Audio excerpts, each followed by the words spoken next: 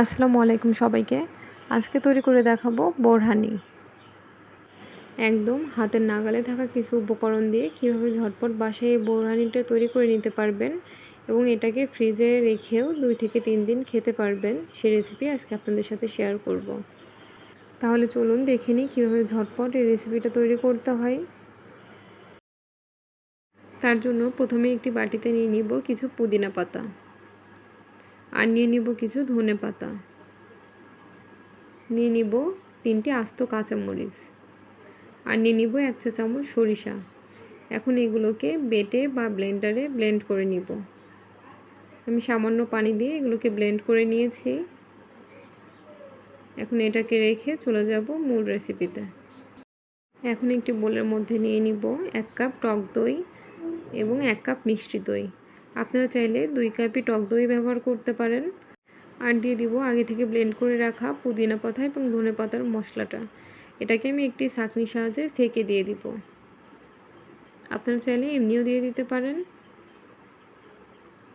এটাকে খুব ভালোভাবে ছেঁকে রসটা নিয়ে নিব।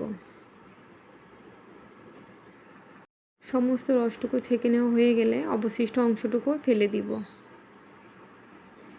এখন এর মধ্যে দিয়ে দিব 1/2 চা চামচেরও কম লবণ, 1/2 চা চামচ বিট লবণ, 1/2 চা চামচ গোলমরিচের গুঁড়া, 2 চা চামচ চিনি। যেহেতু মিষ্টির দই ব্যবহার করেছি ওই জন্য চিনির পরিমাণটা কম রেখেছি। আপনারা যদি সম্পূর্ণটাই টক দই ব্যবহার করেন তাহলে চিনির পরিমাণটা আরও 1 চা চামচ বাড়িয়ে দিবেন। এখন একটি হ্যান্ড হুইস্কের সাহায্যে এটাকে খুব ভালোভাবে মিশিয়ে নিব।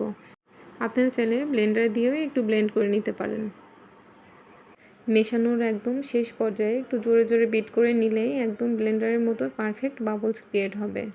আপনাদের কাছে যদি ব্লেন্ডার বা হ্যান্ড হুইস্কি কোনোটিই না থাকে সেক্ষেত্রে আপনারা ডাল ঘুটনি দিয়েও এটি তৈরি করে নিতে পারবেন। এখন একটি চামচ দিয়ে এর ঘনত্ব দেখাচ্ছি।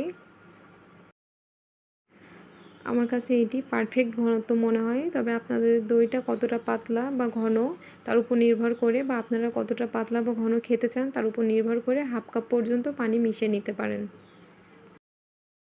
এখন এটিকে পরিবেশন করে দেখাচ্ছি। দেখে নিশ্চয়ই বুঝতে পারছেন কতটা পারফেক্ট হয়েছে। আর তৈরি করার পরে এটিকে নর্মাল ফ্রিজে 2 থেকে 3 দিন রেখে অনায়াসে খেতে পারবেন। তাহলে দেখলেন তো হাতের কাছে থাকা অল্প কিছু উপকরণ দিয়ে কতটা ঝটপট এই বোরহানিটি তৈরি করে নেওয়া যায়। বাসায় একবার হলেও ট্রাই করে দেখবেন, আর ট্রাই করলে আমাকে কমেন্টে জানাতে ভুলবেন না। আমার রেসিপিগুলো যদি ভালো লেগে থাকে আমার চ্যানেল বা পেজটি সাবস্ক্রাইব বা ফলো করে আমার সাথেই থাকুন। সবাইকে অসংখ্য ধন্যবাদ। সবাই ভালো থাকবেন, সুস্থ থাকবেন, আমার জন্য দোয়া করবেন। সবাইকে আল্লাহ হাফেজ।